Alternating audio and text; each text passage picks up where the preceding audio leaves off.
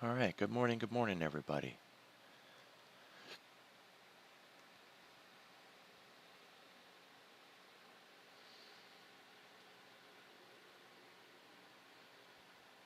We have yet again a lot of Fed speakers on the docket today. Right now, we're looking at finance juice. This is a really good place to go for a free service. I'm sure if you were to buy something, you might be able to do better, but um, even as a free place, I mean, it'd be hard to kind of maybe do better than this. One of the things that you want to look at is these market wraps. They do one when Asia closes. Technically, Europe's not closed yet, but they know a lot of us want to see it, so they got one for Europe. And then when we close in the afternoon here in America, they do one, and it's just a nice little market wrap. Kind of give you an idea of what's going on out there, what's moving, what sectors to avoid, that kind of thing.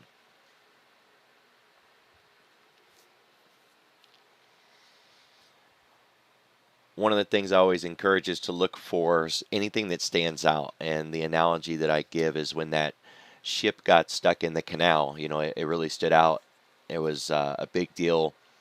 It interrupted supply chains around the world. Most of the time, we're not going to see something so drastic, right? But we want to look to see what's going on. Right now, it's this currency war and currency crisis. That's a big deal. Things seem to have stabilized a little bit last night, but before I went to bed, things were pretty much coming apart at the seams.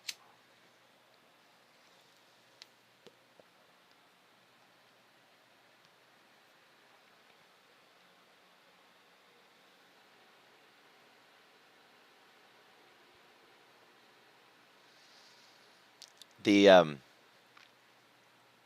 the Reddit crowd meme stocks are up this morning. GME, BBY, AMC.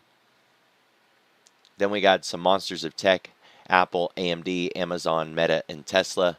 Some of it's got a little bit of news, like there was a fire at a Tesla facility in Germany last night.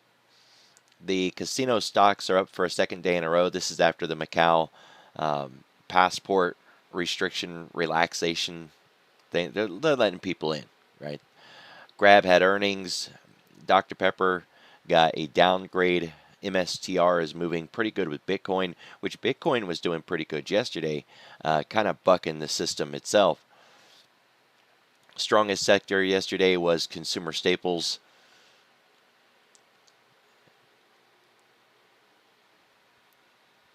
Costco kind of fits that bill, right?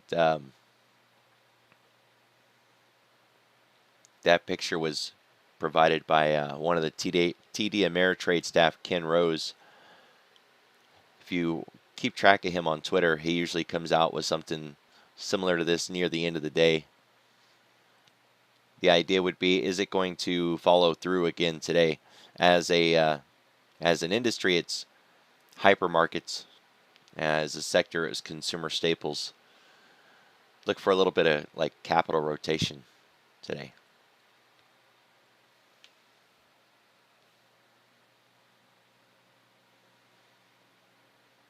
Calendar of events. If yours looks like this and you want to kind of clean it up a little bit, just turn everything off and then turn on Econo Day event. If you look at the top of your screen, upper left, it says Market Watch. Click there. You get another row of menus. Click Calendar and you get to this spot here. We have additional auctions today. They are really important. I know they never get the attention that I think they deserve, but they hold sway in my trading world every day. If anytime we have these auctions, I'm watching the clock. I'm looking for the effects of these auctions to ripple through the market. Today we've got them at 11 and 1 o'clock. Powell is going to be doing a virtual conference. This has been in the books for a long time, and I'm not even sure that it's a live event. It could be recorded. So certainly something, if that time frame interests you, check to make sure that it's not actually a recording, because if it's a recording, then he's obviously not going to say anything that'll rattle the markets. But there's a lot of Fed speakers on the docket today, and certainly somebody could put their foot in their mouth.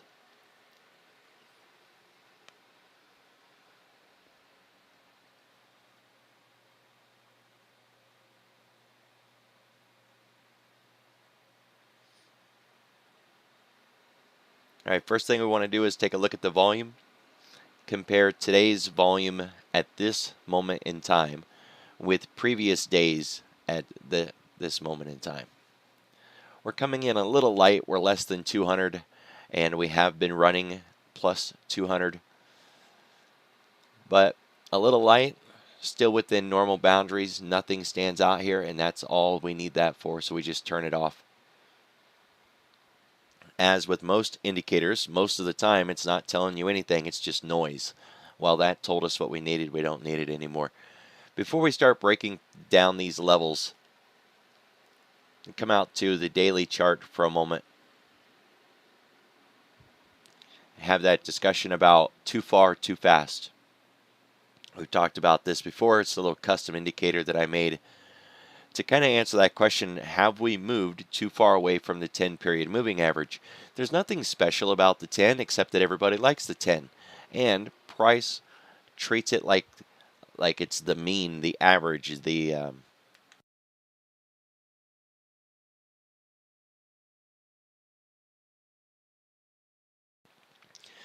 like the starting point, right? So with that in mind, when we get too far away from it, we often see a market pause there and let the 10 get caught up, or it'll actually turn around and go back the other way to kind of reset. I often use the analogy of like a basketball court. The game starts in the middle and you move, to one end of the court or the other, but it always comes back to the middle again. Markets don't move in a straight line. Lower highs and lower lows, higher highs and higher lows, you still get the pullbacks. How far a pullback goes before it's no longer a pullback and it's actually a change in market direction very often ties directly in with this 10-period moving average. Different companies out there like different 10-period moving averages. Investors Business Daily really focuses on the 10-week. Of course, they're more of a longer-term swing trade, but still. So what we're looking at here is the 10-day and how far away from the 10-day we got yesterday. More than 4%. And now this morning, we're back moving towards the 10, and we cut that distance nearly in half already. Now, I'm not saying that this implies we're going to rally. Nothing of the sort, right? Back here in June, when we got really far away from the 10, we spent a week going sideways, letting that 10 get caught up. That's all it was, right? It just implies that we may pause, and we are at a critically important level in the market. Chopping or basing around this level for a little while would not be much of a surprise. From the swing high and the swing low, I think we're pretty close to getting reciprocation. Generally speaking, what you get on one side is what you'll end up getting on the other side. As with most things in a measured move, we come up a little short.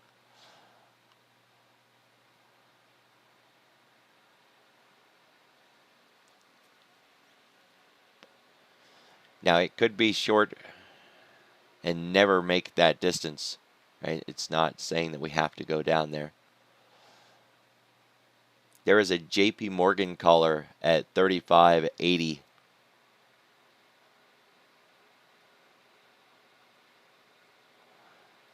Come in a little higher than that. Never mind. It looked like it was going to line up. All right.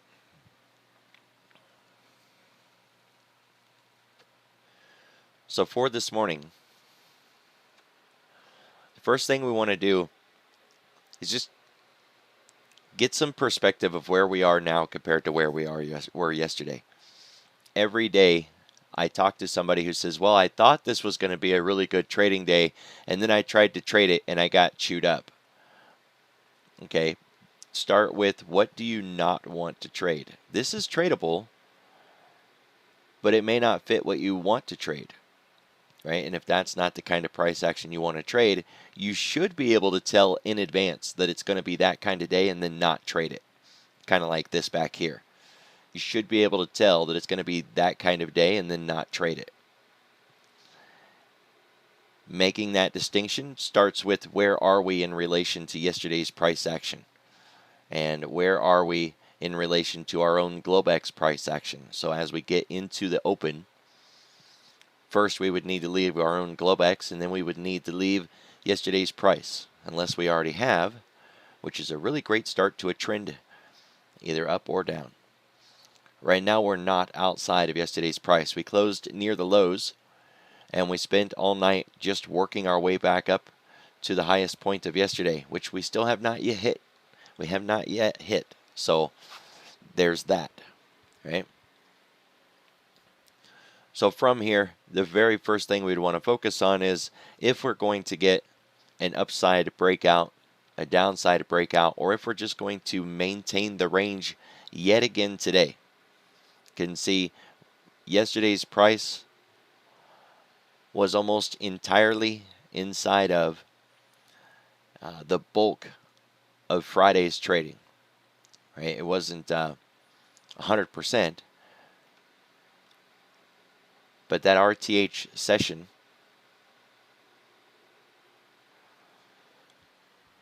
just a little higher than our highest point. But we spent the bulk of our trading yesterday in this high volume area.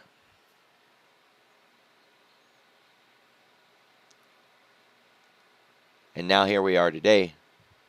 And from cash session to cash session, if we were to ignore that Thursday Globex move, we're now on day 2, consecutive days after setting the first day.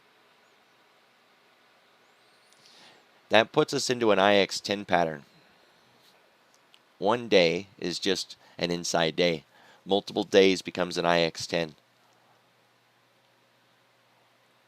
The market's very much like something living in nature, and in nature we don't contain energy without releasing some of it from time to time. Otherwise it blows up. It's the same reason we let water out at dams, right? That kind of logic. You have to have a relief valve somewhere, or it'll just keep building up more and more and more and more pressure or energy until it finally explodes. Now, the longer we stay in this sideways range, the smaller our ADR gets. The other day it was above 2.5%. It's already down now 2.35. And if it keeps going this way, by the end of the week, it'll probably be around 2%. We don't have a market maker move today, so another thing about sitting sideways is the lack of volatility, which is what our market maker move signals are derived from. We do have a short covering rally this morning that I mentioned earlier, and then we have a carry through from casino names. Neither one of those are enough to rally this market. Yesterday we had a pretty good run in technology through the earlier part of the session, but we didn't have any finance helping it out. It was tech versus finance instead of tech and finance. Well, if you run tech versus finance, you get what we had yesterday, which is a failed rally, and then it dumped back down. In fact, when finance actually did try to start getting into the game, that's when it all unraveled. We can see that when we look at something like the NY Fang. It's a perfect representation of the monsters of technology. So if that's our tech emblem or our tech signal, KRE is our financial signal. When KRE gave us that double top against the previous day's close, so it was a gap close a retest of the gap close, and then it dumped. Well, we didn't have all of that in tech. In tech, it was just a run all the way up to the gap close, and that was a done deal. That's all we got. Looking at the advanced decline in the NASDAQ yesterday, we opened positive, we stayed positive, and I really should put these two on opposite sides. It would make more sense. Let's do it this way.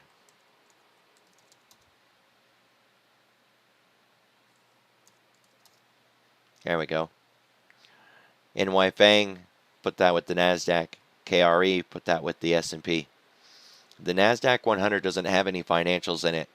So it's one distinguishing characteristic between the S&P and the NASDAQ, between SPY and the Qs. So in the Qs, we opened in the green above the zero line. This is advancing versus declining issues. And it kept it for a while with that double top, but it just couldn't keep it. And once we got below zero, I mean, that was a wrap. The volume fell out. The advanced decline fell out. And that little bit of rally that I was talking about in the financials kind of was the end of it. It just shut everything down. That double top failure. So once we had a confirmed signal that finance was not going to be able to participate, the rest of it went down with it.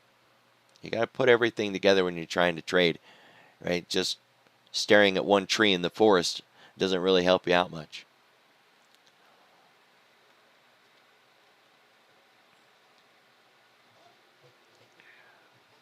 The cumulative tick had a good run on the green line. It was leading the way for a little bit until the rollover. The rollover was drastic. It was extreme. You couldn't miss it. It was very clear, very convincing. On the penny, right at 10:30, tell me that wasn't a news report, right? It wasn't some Econ. I don't know which Econ. I go back and look. But when you're trading, especially in your day trading, economic reports come in all day long. Grain, shipping, FX rates, lean hogs, goodness knows, right? There's a ton of things out there, and most of them don't hit the news. They're too boring, they're too normal, normally, and they don't cause waves. The government's lazy. They'll have those reports on the hour or on a half hour, maybe on a quarter hour. So watch the clock. Looking at the regular tick with this kind of a smoothed moving average. We set lower lows yesterday.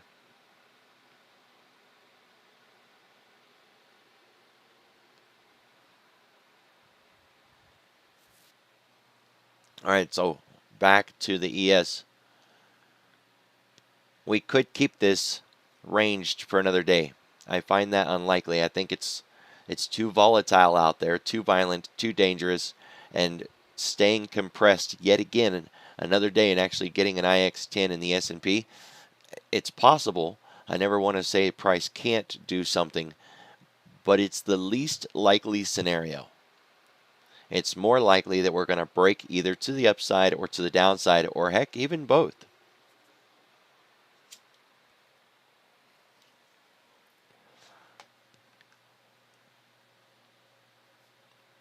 A topside breakout would first get us above 37.30. We have an ADR full at 37.55. 50% retracement is at 37.45. The weekly pivot point, 37.70. And then we have the 4-period weekly moving average, I'm pretty sure. Oh, that's just a line. We can get rid of that. That's just scribbles. So no pivot up there.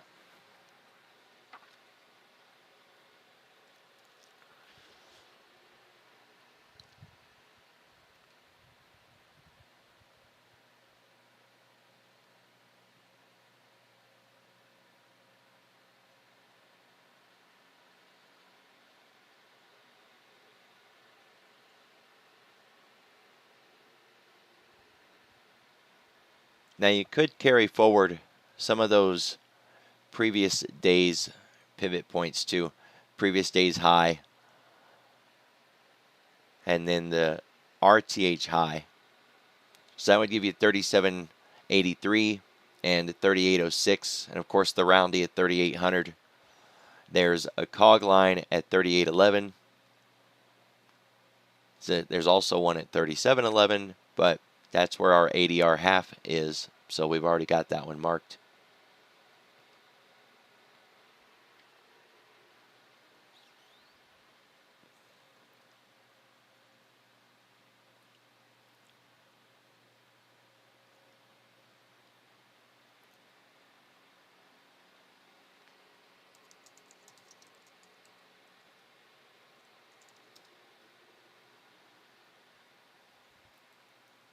Now, if things were to get nasty,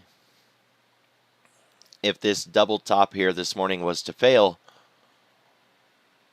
re-challenge the cog line at 37.11.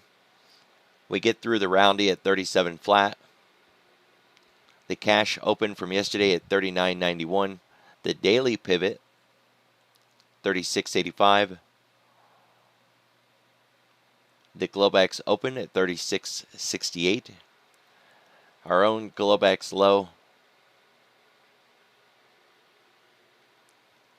The previous week's low, which lines up really close with yesterday's low. It was our support level, basically, that we bounced off of yesterday.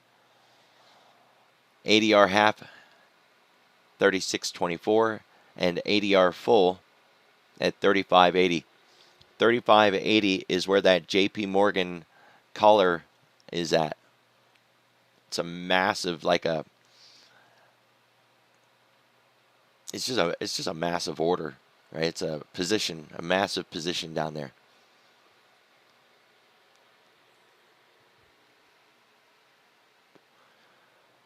Spot Gamma was talking about a put wall being rolled yesterday. I didn't get to read it yet. Pretty sure they weren't talking about that JP Morgan position, so it would be something else.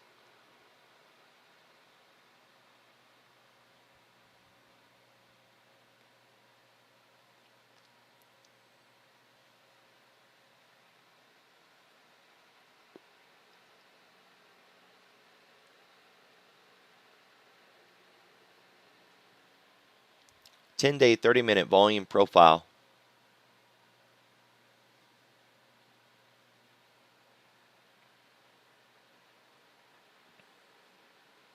Right now we're working through, or we have just worked through, a significant level of volume above 37.11, which is the cog line, puts us into this shallow zone.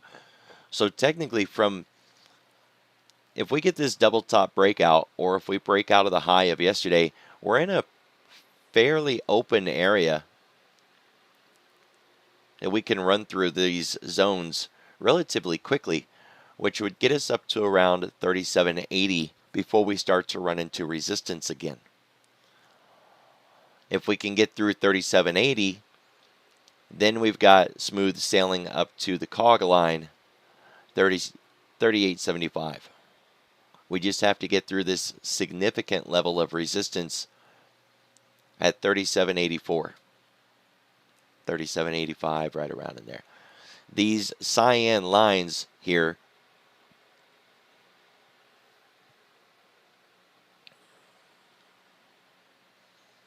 are from this ES futures chart on the daily time frame. Yesterday's high, 9:23 was Friday. So Friday's low, Friday's high, yesterday's high. That's what those three lines are. And if you look at where they line up on this volume profile, I mean, that Friday's high, that was this really large amount of volume right there.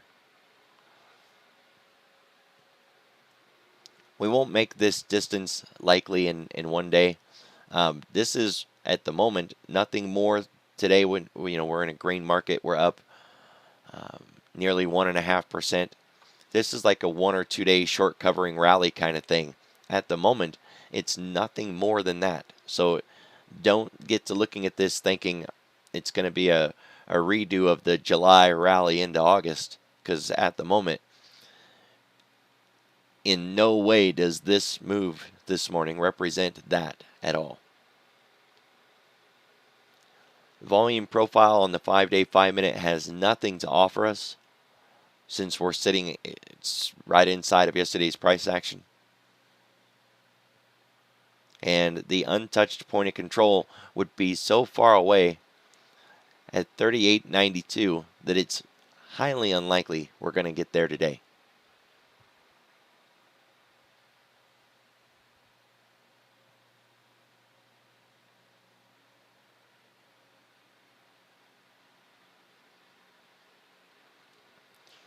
Looking at the 10-week,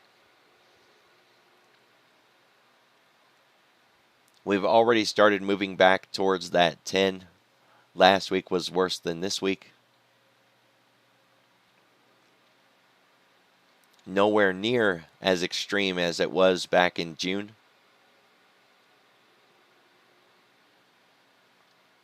But right around that average.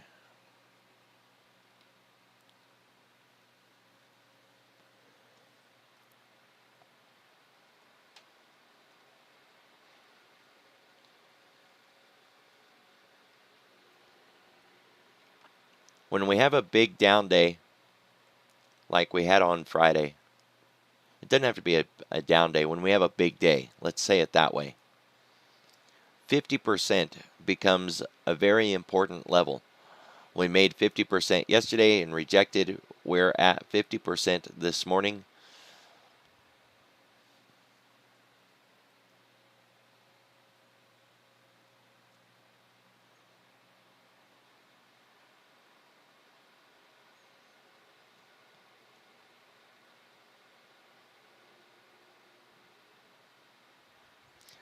$37.21 is 50% of that candle. Now the cool thing about measuring out a big candle is you can plot 50% of it and then 100% of it in each direction. So if you break to the downside, you've got targets. If you break to the upside, you've got targets.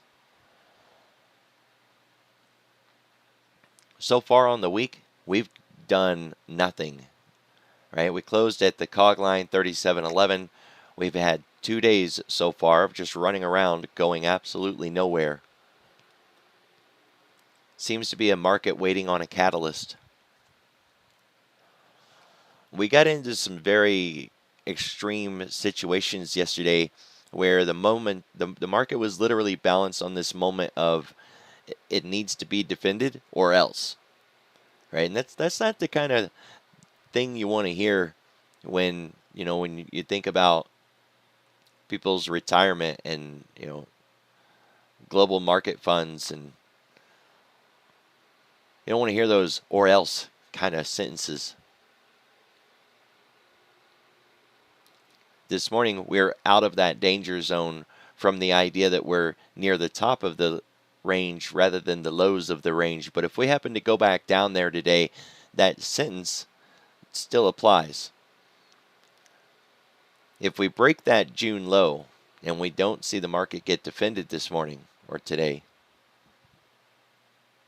things could begin to get really ugly really fast.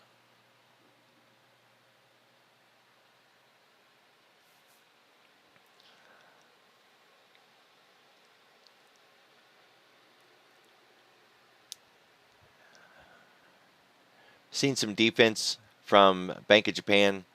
We still, even though we ran back up yesterday towards that 145, we didn't get it. And this morning we're pulling back off of it. The British pound had that flash crash yesterday, but managed to come back up off of those lows. We'll see if it gets through that 3-day moving average. The dollar this morning resting or testing that 3-day moving average. And the loonie also resting and testing on that moving average. Same with the VIX. We've already got the crossover in the S&P and the NASDAQ. One thing that stands out here is crude volatility. We had that massive gap up and then a very large expansion yesterday in in volatility within the crude market. Now, I mentioned that Bitcoin was doing good yesterday, and we've got that follow through in the overnight. When the S&P and the Nasdaq were down yesterday, Bitcoin was actually up yesterday and had that 3-day crossover yesterday. Kind of an early warning that we were finally going to flip over after the 5-bar rule, right? 1, 2, 3, 4, 5, green day.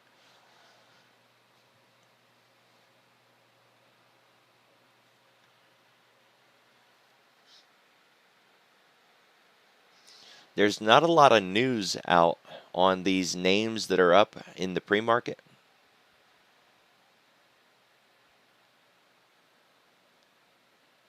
The casino carryover, the news was out yesterday.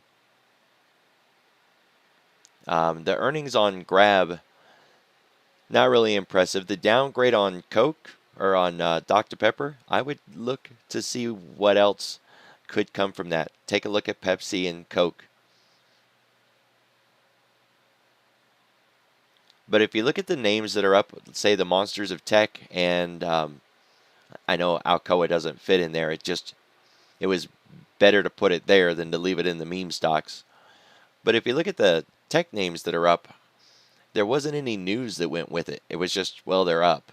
Now, Amazon does have a second Prime Day coming up, but that's not today. It's not even this week. So that news doesn't really fit the narrative.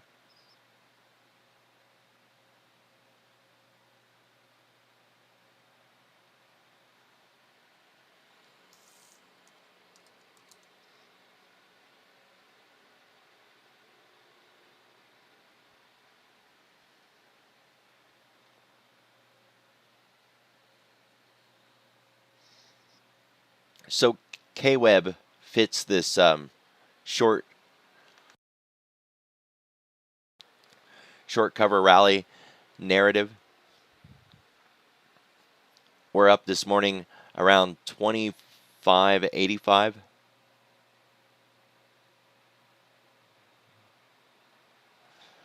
So we're not yet inside day breakout, but we're pretty close, right? And if we get an inside day breakout there, we've obviously got this really large candle to deal with.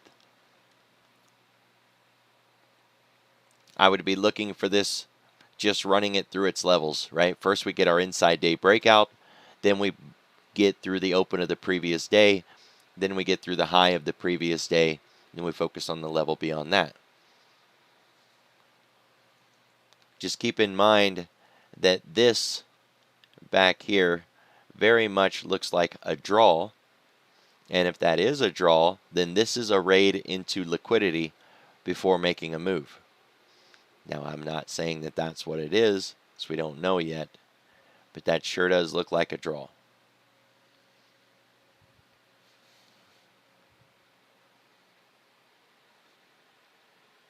There is a hurricane in the Gulf, and as I mentioned the other day, GNRC, this is a generator company. If you think about like the hurricane stocks or companies that do good when hurricanes happen to rip everything apart, selling generators, generator sales go up, during a hurricane. But I heard yesterday, because this isn't my kind of cup of tea, right? I don't trade. I don't trade like this. But I heard about this yesterday, that those hurricane sort of plays work a lot better when we're not in a general bear market, right? So could we see a bump out of this because of the hurricane in the Gulf? Well, yeah, I mean, absolutely. They're very likely going to be selling some generators, and that can be applied to a lot of other things too: ice storms, massive flooding, a lot of things just besides hurricanes. But if there's an expectation that a company is going to get 2 or 3 times its sales numbers in 1 week or in 1 month, then obviously it's going to bode well for earnings. It's very likely going to have some kind of follow through in the stock. So something to kind of keep in mind.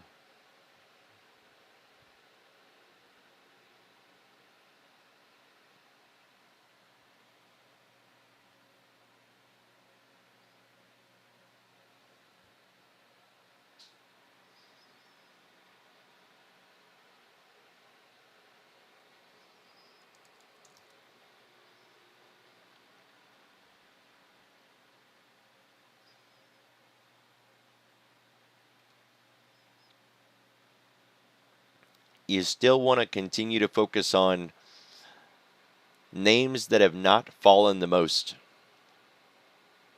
or names that have fallen the least. Let's say it that way, right? That, grammatically, I think that might make a little bit more sense.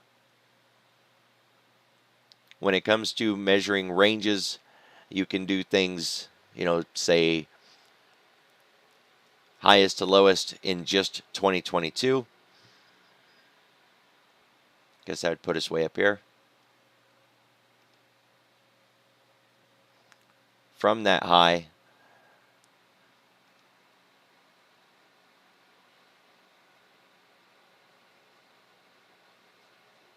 kind of don't want to use the wick down here. June lows. There's your 50% retrace. The August run back up off of those June lows. And now we're starting to get the breakdown. I call the 111 the warning center because if this move to the downside is going to fail, that's very likely where it's going to fail at. If it's going to fail. So laying out fibs between 100 and 123, we have the 111, the warning center. What I'm looking for is a market gets to that spot, fails to break through it, and then comes back up again. If we had closed below it, then we are almost destined to go to the next level, to the 1236. But we didn't close below it. We actually paused there. So now we're just looking at, like we are everywhere else, inside day. Microsoft is up this morning above 240.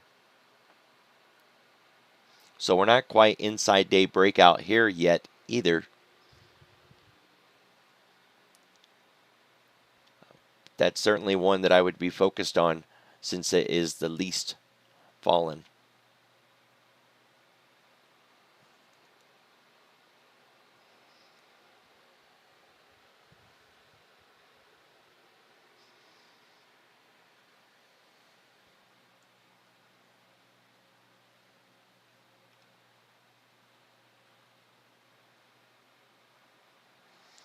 Call it 241.5.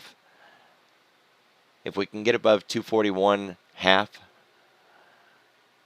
then we'd want to target that 245 zone.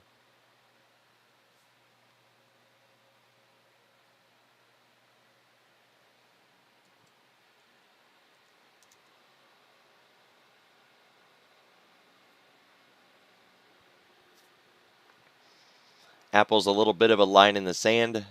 154 should provide a reasonably decent run back into the high, like 158-ish, right around this area here. 157, 158.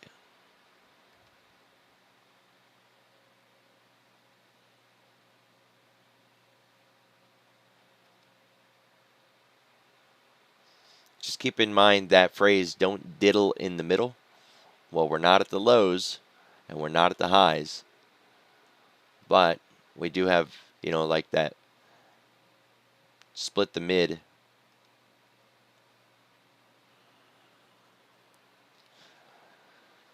Make it simple. Focus on yesterday's highest point. Then you'd have an inside day breakout play. As we come into the open, like we do with a lot of companies, there are a lot of names that are gapped up. We expect a gap close first. So if we are not above yesterday's high as we come into the open, watch for a head fake, right? That we make sure we don't get that bell ring at 9:30, the market runs up, hits its head on yesterday's price, and then just dumps like a stone. Don't want that. Don't want to get caught in that play. The other one would be that as we come closer to the open, we start working our way back down to close this gap, and then it rallies.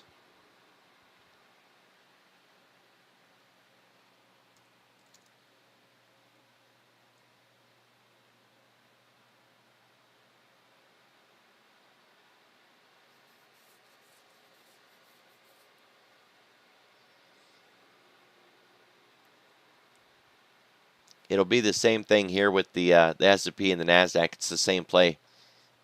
As we come into the open, how far away we are from the Globex high is going to have a lot to do with it. We have every expectation that it won't close this gap unless things just turn negative out there, and then it's not a gap close. It's a bearish market going down and happens to close the gap along the way. If the purpose of the downward move is to close the gap, then it's a gap close. But if it's just bearish price action and the market starts to crash and burn, it's not a gap close play. It's just closing the gap on its way lower. Semantics, I guess, right? All right, we got a stock screener here. How many names in the S&P are up at least 0.5%? 70. So 70% of the S&P is up this morning, 0.5%. I mean, that's pretty good. That's an overall well-defined, broad-based rally, right? That it's not just a couple of meme stocks and the monsters of tech. It's much more than that. 70% of all of the S&P is up this morning, 0.5% or more. That's kind of what you want to look for, right? Because if it's just the meme stocks, Apple can catch a cold, fall out of bed, and take everything with it, right? I mean, that sucks. But you do want to kind of see what stands out. Is there a particular sector, subsector, or industry that's leading this bull market move this morning? And I really shouldn't use that phrase, this bear market rally this morning. And even that doesn't fit yet, right? Because technically we're not even into that yet. It just seems like short coverings this morning. But short coverings across the board? Then I would focus on which sectors or subsectors are doing the best in that short covering rally this morning.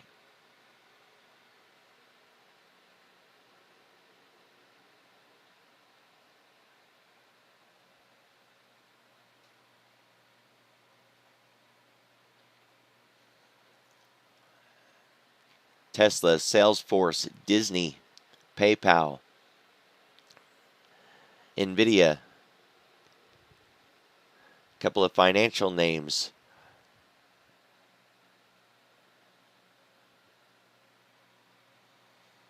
All right, so that takes care of the S&P, or at least 0.5%, but I'd still want to know how many are up at least 1%.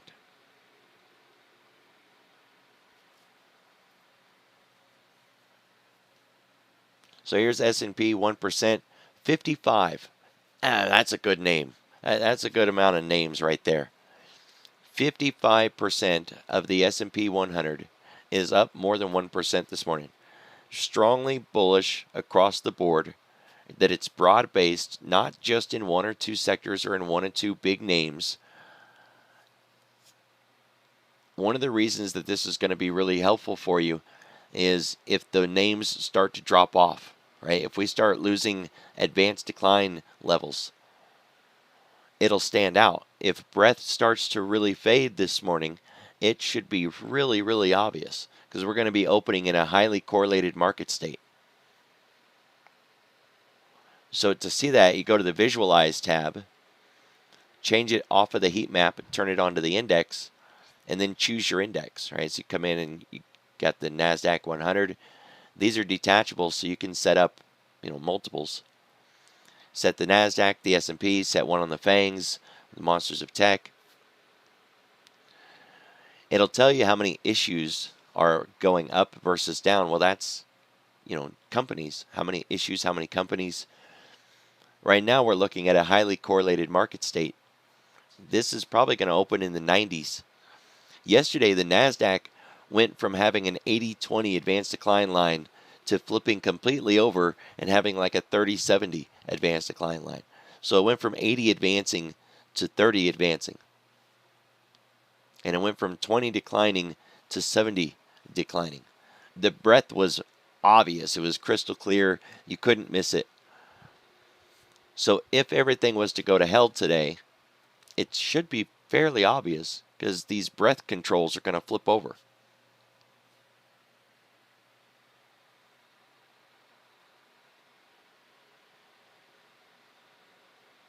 All right, so for the NASDAQ, how many names in the NASDAQ are up at least 0.5%? 61. 61% of the NASDAQ. And for 1%, 54% of the NASDAQ is up 1% or more. And again, what you want to do with those is sort them by who's the strongest, who's the weakest, what sector do they belong to, where's this rally coming from, and is it a short covering rally across the board, or is it more focused into a particular sector dominating everything, and then it's just the rising tide lifts all boats kind of thing.